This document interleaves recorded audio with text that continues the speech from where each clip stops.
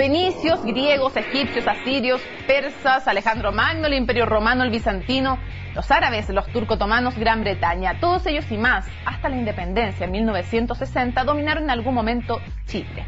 Esta república, desde la intervención turca en 1974, solo controla 2/3 de la isla.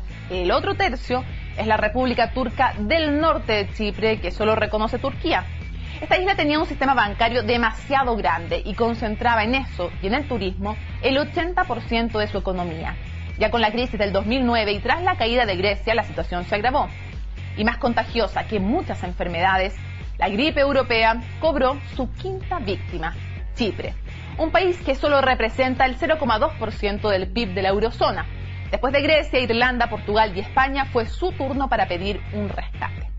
Serán 1,1 millones de habitantes, pero pesan harto más que ese número, porque lo que está sucediendo en esa isla, que geográficamente pertenece al suroeste asiático, pero políticamente al viejo continente, tiene consecuencias que traspasan y con mucho sus fronteras. La condición de la Troika, Banco Central Europeo, Unión Europea y Fondo Monetario Internacional de un impuesto del 10% de los ahorros a cambio del rescate financiero, aunque rechazada por el Parlamento chipriota, prendió la mecha. Y el corralito que continúa puede tener consecuencias graves para un continente que se vanagloriaba de lo sacro de los ahorros bajo 100.000 euros. El efecto contagio en lo económico, pero también el futuro político de la Unión Europea, está en juego según algunos. ¿Es así? Lo conversamos en Cable a Tierra.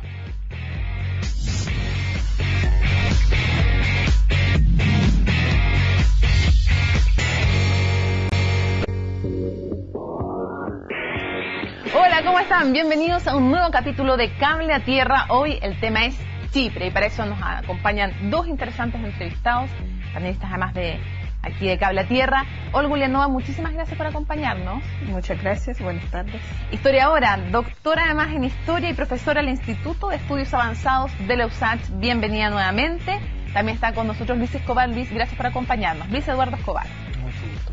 Él es economista, consultor además independiente, ha hecho clases en muchísimas universidades, acá en Chile, la Chile justamente, pero tal vez lo que más nos va a servir hoy día es su experiencia de más de 20 años en el Fondo Monetario Internacional, así que tenemos harto que preguntarle. A ver, Olga, estamos hablando de un país que es una isla, Chipre. Ya vamos a contar por qué la República Oficial solo controla 2/3 del terreno, lo vamos a contar después. 1,1 millón de habitantes, 77% de origen griego, turcos 18% y de otros un 5% para redondear un poco las cifras con una esperanza de vida de 78%. Pero si nos vamos a la historia, ya conté al principio de la introducción que todas las civilizaciones que se nos podían ocurrir lo han dominado, hasta la independencia en 1960 de Gran Bretaña. También fueron colonia de Gran Bretaña, o sea, lo tuvieron todo. La pregunta es, ¿qué pasa en 1974 que este país, que había llegado a una constitución de acuerdo entre los sectores turco y griego, tiene una crisis en el 74? ¿Qué es lo que pasa ahí que queda dividido el país por esta famosa línea verde? Claro, en primer lugar lo que hay que tener en cuenta que es, si bien se considera un país europeo, geográficamente está más cerca de Asia, políticamente Europa, podríamos decir que es el último país europeo en independizarse, bueno, sin hablar de los cambios en el mapa después de la caída de la Unión Soviética, ¿sí? Pero, digamos, de los países que habían sido colonia y se incorporaron a Europa es el último, es recién el año 60. Ahora, las relaciones entre los griegos y los turcos en la parte oriental del Mediterráneo históricamente han sido muy duros. Cierto. Sí, entonces Chipre heredó este problema precisamente con unas 3/4 partes de la población griega, étnicamente griega, cristiana ortodoxa, y un cuarto turcos musulmanes. ¿Sí? ¿Y qué pasa en el 74 específicamente? ¿Qué intenta que los griegos apoyados por la dictadura de los coroneles griegos, digámoslo? Así es. Bueno, la idea de la mayoría griega de Chipre desde el momento de la independencia, incluso antes, cuando luchan por la independencia, es de unirse con Grecia, porque todas las demás islas son parte de Grecia y ellos no. Entonces, precisamente, esta presencia de la parte turca impide que ellos se integren como otra isla más, no sé, Santorini, Mykonos, como cualquier otra, se integran a Grecia, claro. Sí, entonces, se proclama la independencia, sí, pero las principales fuerzas políticas de Chipre, griegas, sí, siguen con la idea de la unificación con Grecia Grecia, inmediata o negociada, etcétera. Más a la izquierda, más estaban dispuestos a negociar con los turcos. Y eso es lo que intentan tomar control entonces el 74. Es decir, los griegos. nacionalistas más duros son los que quieren tomar el control, apoyados por la dictadura de los coroneles negros de Grecia. Y el presidente, ¿cómo se llama? Desde la época de la independencia, antes líder moral. Antes obispo, de hecho. Exactamente. Arzobispo, no, siguió siendo arzobispo, Macarios. Sí, eso a propósito del peso de la iglesia, que va a ser muy importante en la crisis actual. Sí, bueno, él es expulsado por ellos, es enviado a las Islas Seychelles, bueno, después regresa, pero, bueno, hay una guerra. Entonces, interviene Grecia, después interviene Turquía y se produce una guerra. La isla queda dividida. En el norte entonces quedan en el norte los turcos y 2/3 en el fondo que es el sur, claro. Queda la parte griega dividido por la línea verde. Por la línea verde. Ahora, quien trata de alguna manera de controlar la situación son las Naciones Unidas, mandan representante especial del secretario general de Naciones Unidas. A propósito, en los años 70 fue un chileno, un diplomático chileno exonerado aquí de la Cancillería en aquella época. Sí, pero bueno, el país queda dividido. Ahora, la parte del norte es reconocida solamente por Turquía. Sí, y en cambio la otra es como reconocida por toda la comunidad internacional. Así es. Ahora, caractericemos, Luis Eduardo, desde el punto de vista económico, antes de la crisis, ¿de qué tipo de economía estamos hablando? Porque, hasta donde yo sé, y lo decía en la introducción, el 80% está concentrado fuertemente en turismo y en la banca. ¿De qué economía hablamos? Es lo que, como tú decías en algún momento, una economía de servicios, digamos, no produce grandes manufacturas, tampoco tiene un gran sector agrícola, vive de la... Apenas 2,4% agrícola. Sí, claro, no, nada. Entonces, es un país que vive del turismo, muchos israelitas que van, y también vive mucho de la banca. La banca, allá los activos de la banca son 3 veces el PIB. Y hay los primeros 8 veces el PIB. Y los 3 bancos más grandes, los tres bancos más grandes representan 5 veces el PIB. O sea, es como que aquí los 3 bancos más grandes representaran $1.500 trillón de dólares. Muchísimo. O sea, está hipertrofiado. La economía chilena son 250.000 millones de dólares, digamos, más o menos, un número redondo. Además, hay una inflación que estaba por ahí por el 4 y algo %, un poquito ha estado variando y había crecido hasta el 2009.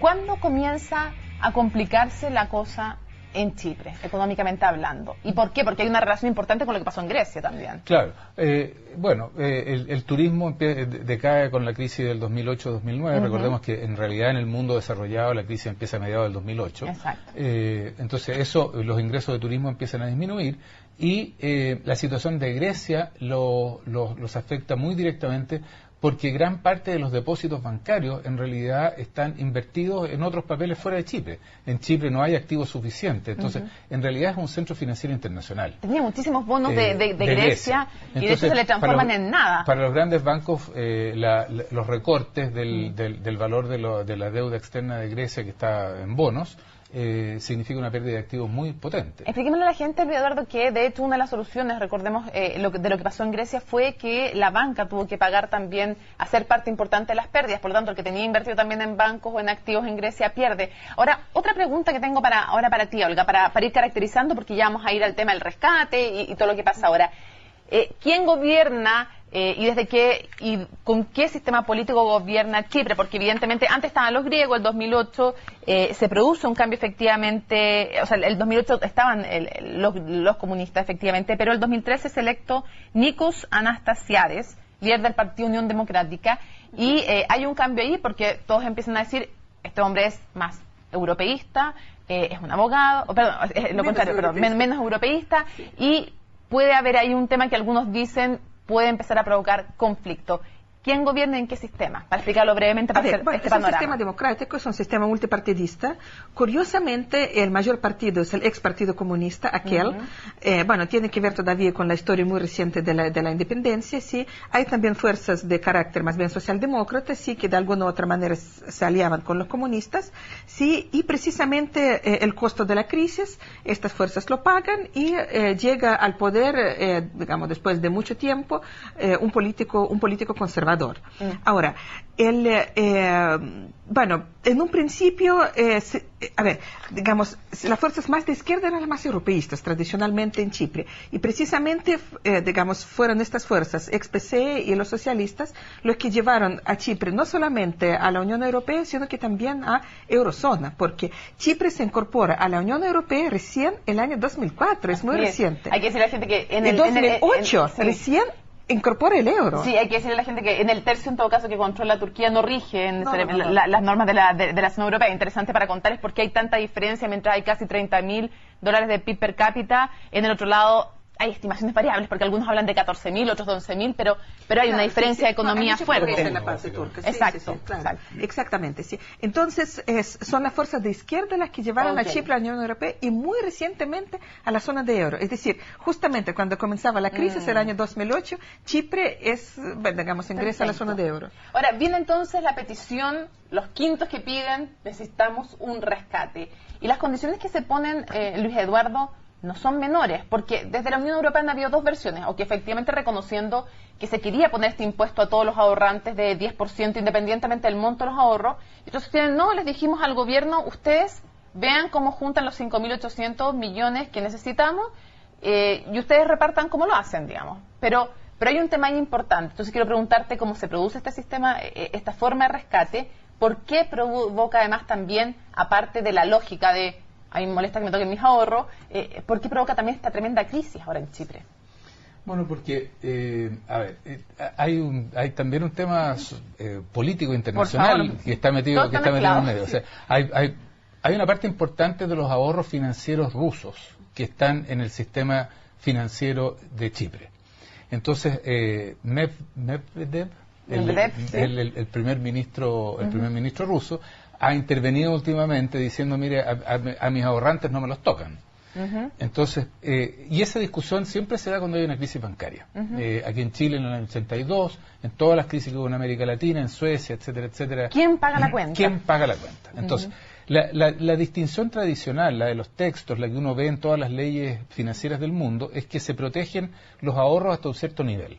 Aquí eran 100.000 euros. Esa era la norma en toda Europa, no solo en Chipre, expliquemos a la gente. Era como sagrado. Claro. Más abajo de eso, a nadie le hacemos nada. Garantizado. Y el supuesto detrás de eso es que la gente, a ese nivel de ingreso, es perfectamente posible que tú tengas ahorrado $100.000 en el banco, o 100.000 euros en el banco, y que en consecuencia tú no estudias el banco ni estás en capacidad de hacer un estudio financiero detallado de cuál es la posición del banco. Por encima de eso, y ese es un límite absolutamente arbitrario, pero es un límite convencional, por encima de eso se supone que la gente que deposita varios millones de euros debiera preocuparse de cómo está invirtiendo su plata y que en consecuencia estudia el banco, estudia las prácticas del banco, etcétera, lo que los norteamericanos llaman el due diligence, hacer el estudio financiero. Una obligación de uno. Si no pone más plata, o si tú estás, estudia dónde te estás poniendo. Claro, o si tú estás recibiendo, o si tú eres, por ejemplo, un fondo mutuo que está invirtiendo a través de uno de estos bancos, se supone que tú estás haciendo protegiendo a tus clientes y en consecuencia estudiando a estos bancos. Perfecto. Ese es el meollo. Entonces, tradicionalmente, ¿quiénes pagan a quienes se dicen que tienen que pagar la cuenta? Los accionistas, porque se supone que ellos controlan el banco. Y después, la gente que hace grandes inversiones en el banco, por ejemplo, generalmente en bonos subordinados. Y acá no se hizo ni con deuda pública, ni con bonos, se les dijo a los ahorrantes y eso también generó bastante molestia. Vamos a hacer una pausa y al regreso le vamos a preguntar a Olga Ulianova qué hay de esta conexión de Rusia. ¿Por qué vemos al ministro de Finanzas haciendo cola en el Kremlin para esperar alguna reunión? ¿Qué pasa ahí? Se lo preguntamos al regreso a Olga Ulianova.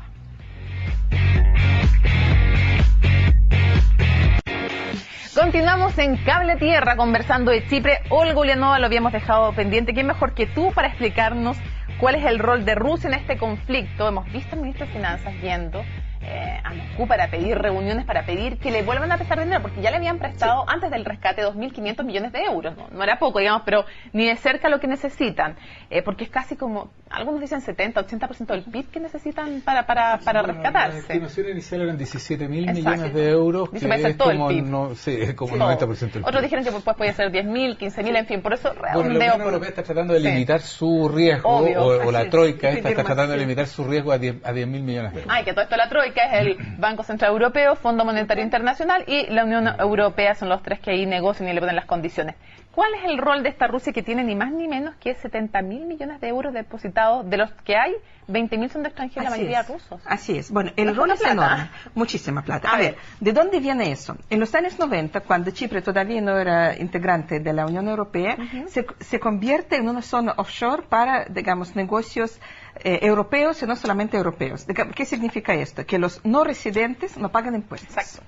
Sí, entonces, justamente en la época cuando se acaba la Unión Soviética, que comienza este enorme proceso de la privatización o de formación de capitales en los países herederos de la Unión Soviética y de los países de Europa del Este, donde guardan su platita, donde llevan su platita a Chipre. Además, para entrar en los países europeos había que pedir visa a la zona Schengen. Chipre para los rusos sin visa. Hasta el día de hoy, pues, cuando es parte de la Unión Europea, no es parte de la zona Schengen, pueden entrar a Chipre. Además, es blanqueo de dineros también. Así es. Entonces, y no solamente blanqueo de dineros, sí, es porque dicen que digamos, los más grandes capitales rusos hace mucho tiempo no están en Chipre, es decir, no guardan su plata allá.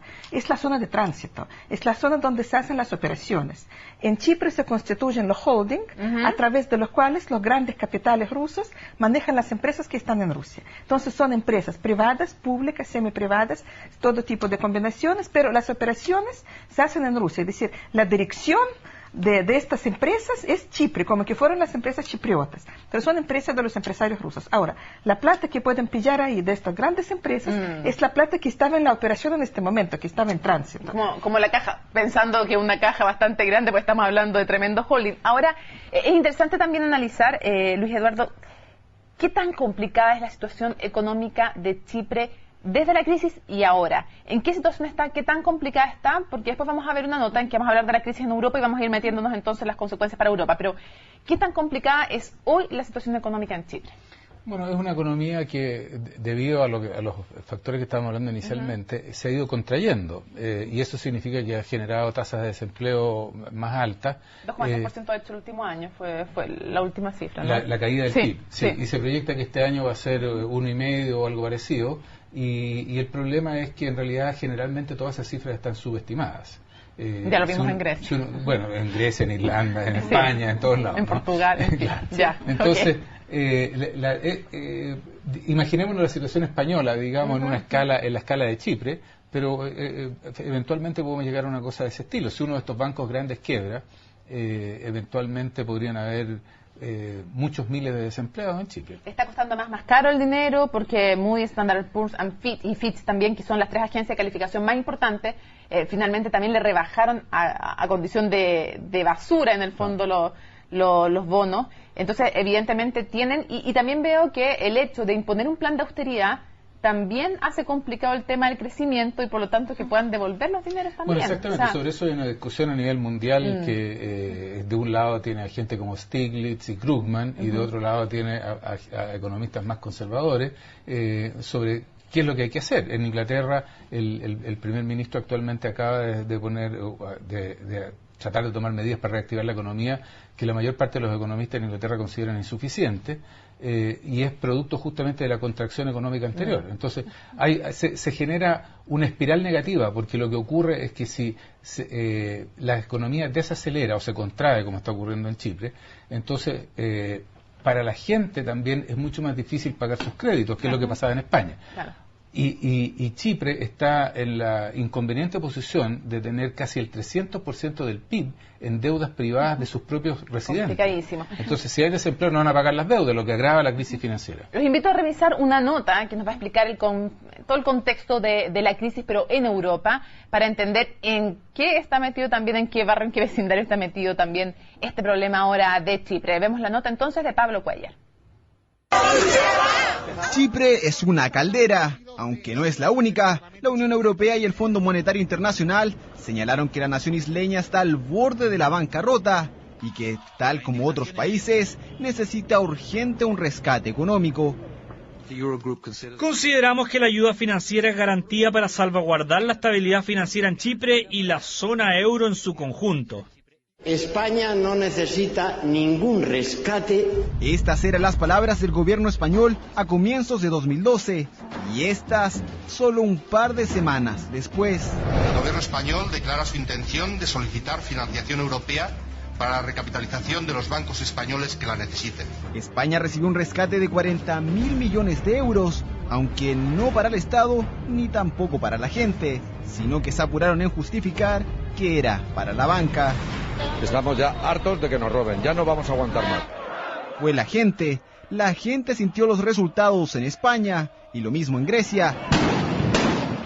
El desempleo, la inflación, la deuda pública y la carencia de capitales en el país heleno lo llevaron a solicitar no uno, sino 2 rescates económicos, cada uno de más de 100 millones de la moneda europea.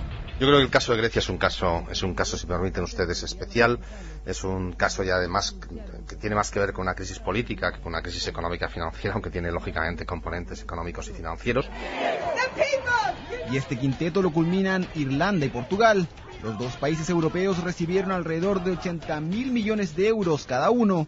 Los gobiernos anunciaron además recortes de los presupuestos, aunque claro, con las calles en furia. Lo que está en juego aquí no es solo la situación que vivimos, sino también la democracia.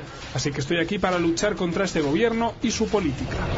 Es importante que los portugueses sientan que esta decisión adoptada por el gobierno solo se puede entender como una medida de apoyo. Ya son Grecia, Portugal, Irlanda, la banca española y ahora Chipre. ¿Efecto contagio?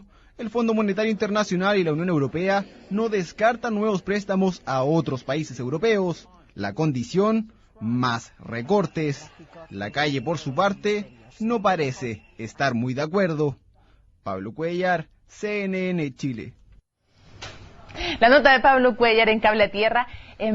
Olga, evidentemente para cualquier gobierno es bien difícil aprobar, y para cualquier parlamento, si es que quieren seguir teniendo carrera política, un plan de ajustes que implica ceder soberanía en muchos aspectos, tal vez no en lo político comunitario, que nombraron básicamente a quien iba a dirigir el país, pero me refiero a Monti, sino que en otros ámbitos de qué recortes hacer, hasta agarrar el 10% como querían de los ahorros de todas las personas.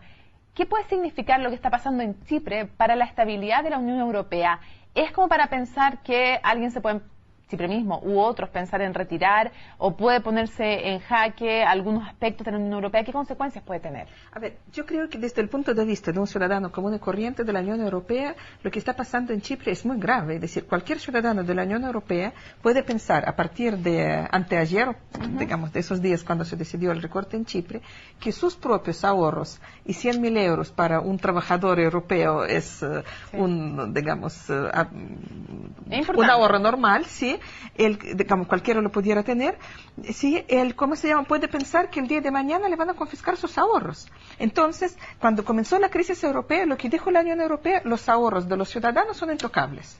Y hoy día resulta que son tocables. Digamos, ¿a qué va a llevar esto? A una corrida bancaria que la gente va a tratar de sacar plata, guardarla bajo del colchón, a invertirla en cualquier otra parte. Y también, digamos, es un problema que afecta las relaciones entre Alemania, la principal locomotora de la Unión Europea, y otros miembros, porque se ven como medidas impuestas por Alemania, se ve como un país, entre comillas, no amigable. Ahora, digamos, Francia en este sentido. no tiene un tremendo peso en este minuto como para poder hacerle, valga la redundancia, contrapeso a Alemania también en lo político, y uno puede poner en el horizonte de lo político lo que está influyendo, que septiembre, octubre vienen las elecciones en Alemania también, o sea... Eso es muy importante, es decir, lo que está pasando, justamente se está haciendo en vista de las elecciones en Alemania, es decir, Merkel debe responder a sus propios electores, les debe garantizar algún tipo de estabilidad, y lo que se está haciendo no pensando en electores en Chipre, no sé, o en España, donde sea, sino que se está pensando en electores, especialmente electores mayores, jubilados alemanes. Luis Eduardo, ¿cuál es tu perspectiva respecto de lo que económicamente implica? Ya lo mencionaba Olga, el hecho de que no hayan respetado el límite de 100.000 euros, que también le hayan querido poner, bueno, fue rechazado por el Parlamento, pero la idea solo de haber confiscado un 10%, algunos partidos decían esto es un robo a mano armada. ¿Qué consecuencias económicas, más allá de esto puntual, puede tener lo que está pasando en Chipre? A ver, yo tengo una pequeña discrepancia con lo que ustedes han planteado en lo siguiente. Yo hasta ahora no he leído un documento que diga de que también incluye el 10% de los depósitos por debajo de 100.000. esa es una interpretación, porque hasta donde yo entiendo lo que pidió la Unión Europea es que se generaran 5.800 millones de propios, aplicándole un descuento a los ahorros bancarios. Yo no he leído en ninguna parte que diga que eso incluye a los de 100.000. Hay políticos europeos que reconocen no solo que era el 10%, sino que se pretendía incluso que fuera más, que lo dicen... No, sí, puede ser más. O sea, por ejemplo, los argentinos pagaron 30% sobre los bonos, ¿no? Pero entonces depende mucho cómo se reparte esta cosa. Que el gobierno podría haber elegido a ellos cómo repartirla. Podría, pero desde luego, o sea, de hecho, en Holanda acaban de expropiar a todos los bonohabientes de un banco importante y los expropiaron, nomás le quitaron los bonos y hasta luego. Esté esta situación en Chipre y que existe la posibilidad que antes era impensada de hacerlo. Es que no es impensada, eso es lo que voy. O sea, en el caso de Irlanda, en el caso de España, en el caso de Holanda, ya se han hecho recortes a los depósitos bancarios que son más o menos importantes. Y aquí yo creo que políticamente es bastante insostenible ponerse a rescatar a los señores soviéticos que tienen el 20% de los depósitos del sistema bancario y que van a salir gratis a esta cuestión. A ver, Olga, porque interesante la polémica. Yo creo que cómo se distribuye esto es bien importante. Y lo otro es que desde el punto de vista de los alemanes al final son los que están endosando el cheque. O sea, los alemanes son los que dan la garantía de que eventualmente estos nuevos bonos que se van a emitir con el sello del Banco Central Europeo y de la Unión Europea efectivamente algún día van a ser pagados. Entonces los alemanes han sido los que pagan los impuestos para financiar todo esto que ocurrió en otros países. Última palabra entonces para Olga, para ir cerrando un tema que es entretenido justamente por eso, por las interpretaciones. Exactamente. Yo creo que el tema incluso es más político que económico. Como economía, Chipre es muy pequeño, pero bueno, incluso hay titulares que aparecieron que, digamos, lo que se da en Chipre es una lucha entre Merkel y Putin. Es decir, Rusia tomó las medidas, precisamente estas medidas en Chipre claramente como una medida dirigida en contra de sus propios ahorrantes, en contra de sus propias empresas, y bueno, digamos, todo eso bajo el lema de que se trata de un dinero turbio. Entonces, bueno, 10% será turbio, el resto no será turbio. Entonces, ¿cómo que resuelven el tema de Chipre, donde los principales, clientes son los rusos? Lo resuelve la Unión Europea sin consultar con Rusia. Porque en Rusia, en la prensa, desde hace algunos meses ya se estaba discutiendo el tema, que la situación económica en Chipre era muy dura. Y se discutían dos opciones. Precisamente de una quita de, de cierto por ciento, o el congelamiento de los depósitos por 15, 30 años por un periodo, claro. Entonces decían, bueno, si nos quitan esos 10%, en realidad no es nada, económicamente es poquito. Si arrestan los capitales, va por un tiempo más largo. Los grandes capitales salieron, si quedaron los ahorros, podríamos decir, de la clase media alta rusa. Ahora, el tema es político, y precisamente por eso está hoy día el ministro de Finanzas de Chipre está en Moscú. Exactamente. Los ánimos en Chipre son muy anti-alemanes en este momento. Entonces, evidente, era que no. Claro, pero históricamente hay una cercanía. Claro, entonces históricamente hay una cercanía con Rusia. Ahora, Rusia se va a hacer rogar, probablemente lo que va a entrar en juego, y eso es un tema tremendamente importante, son estos grandes yacimientos de gas natural que fueron encontrados en las costas de Chipre. Exactamente, porque los chipriotas ofrecieron a los rusos comprar uno de los principales bancos. Se nos acabó el tiempo, les agradezco muchísimo, Luis Eduardo, que nos hayas acompañado. Olga, muchísimas gracias por haber estado con nosotros. Siempre nos falta tiempo para analizar la actualidad internacional. ¿Qué va a pasar? Por ahora, los bancos cerrados todo el fin de semana. Si esto se soluciona con impuestos, se soluciona con aportes, incluso la propia Iglesia, que tiene un importante patrimonio, si es a través en el futuro ya de una explotación del gas que también quieren los turcos, en fin, todavía, con un poco de ayuda de Rusia, en fin, todavía no se sabe, así que es tema abierto para seguir analizando aquí, en Cable a Tierra. Gracias por acompañarnos, chao.